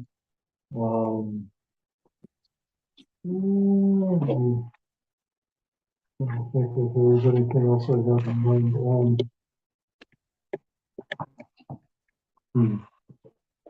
I'm glad to see that that the sea caves are starting to make kelp. That's pretty neat. Yeah. Still been bothering, our state representative about, repairing Gaviota Pier. It seems like this, Sable Offshore is going to try to revitalize Elwood Pier to service their 3 oil rigs that they, inherited from, Mobil, Exxon Mobil, up on the Gaviota coast. So that will have some, impact on whether it can be made in the Republic fishing pier or not. But if they do that, then at least they'll be maintaining it and won't let it rust away. I don't know how that's all going to bear itself out.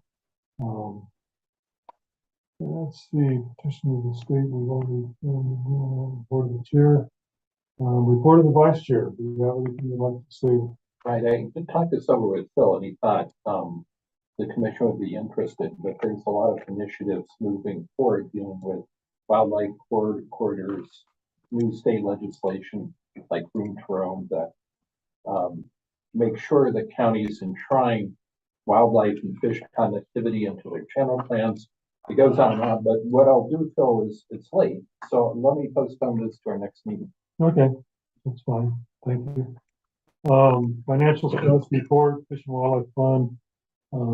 Looks like at least what I'm finding is pretty much the same one we got back in July, which shows we have quite a bit of money to work with. It sounds, just today we spent and approved, 50,000 plus 78,000. So we're starting to do our job, and the Chimneys got approved, and the 15,000 for the reef balls was got approved by the supervisor, so they'll put their money in due course. Did I have one quick question for Sure. Steve? Just wondering what is going on with Chimneys? What happened? Phil was alluding to all the time delays, and so what? Right, so what they did, when they resubmitted the grant application, they basically bumped everything down the road, gave us almost another year, the time frame. But we're looking at trying to get the project done before all the hunting season. So we want to have the project done by August, beginning of September at the latest, because after that, then we start having elk hunters and so forth come on the ranch to do their seasonal hunting and so forth. We have apprentice hunts, we've got apprentice deer hunts going on, we've got apprentice elk hunts going on. We have dove hunt opener, which is on September 1.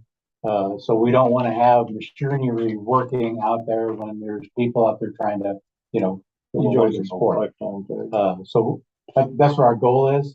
So once we get the letter, and then I relay to them that, okay, hey, we can go ahead and start ordering parts. And the biggest part is the liner for the reservoir. That's one of the biggest expenses. That we can order and get. We'll have a receipt for that, so we can get reimbursed for that. Then it's just a matter of, okay, are our contractors going to have a chance to get in there, or are we going to have to go with a different contractor? And we've even talked about worst case scenario. Several of us board members will go rent equipment, come in, and do the work. But yeah, we're actively pursuing it. One was happy when it got okayed, and the two were just waiting for the letter to give us, this way, make the rest of the board happy that, okay, we got authorization for the funds. Now we can, proceed, forward. So, yeah. Okay. Part of my report to the chair again. You all should have gotten a draft of basically kind of a cover letter to go on our website of who and what we are. And you might look over that draft and see if you want to add or subtract anything, and we'll put it on the agenda next meeting to approve putting it into whatever we come up with, putting into our website so that people get a little different or a little, an accurate handle of what, who and what we are, what we do. Or not, if you guys decide you don't want to do it. Okay, next meeting. Guess we'll be in Santa Barbara. Go back and forth. And usually that we have a January meeting to elect positions on the board, the chairman, all that stuff, vice chair. That would be January 23rd, or did you? That's a Thursday? Yes, Thursday? that's the fourth Thursday. Yeah, it would be it. Santa Barbara, 6 o'clock. You will be short one member. You're not gonna be able to make it? No. Could I nominate you? I'll second that. Phil, regarding the locations that you want me to just rotate, so if we have one here, the next meeting should be in Santa Barbara, just to make sure that the website is updated correctly. Yeah, I think we should, I mean, to be fair for, let's say all the guys in the North County want to drive to Santa Barbara. I think it's fair to move back and forth. Yeah, no. Okay. And so after this first meeting, are the subsequent meetings sort of enshrined in concrete, every 3 months or? Well, the do we fourth, have to decide?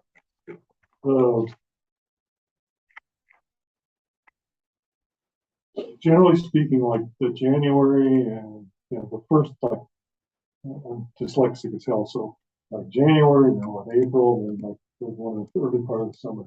Those usually fall pretty well.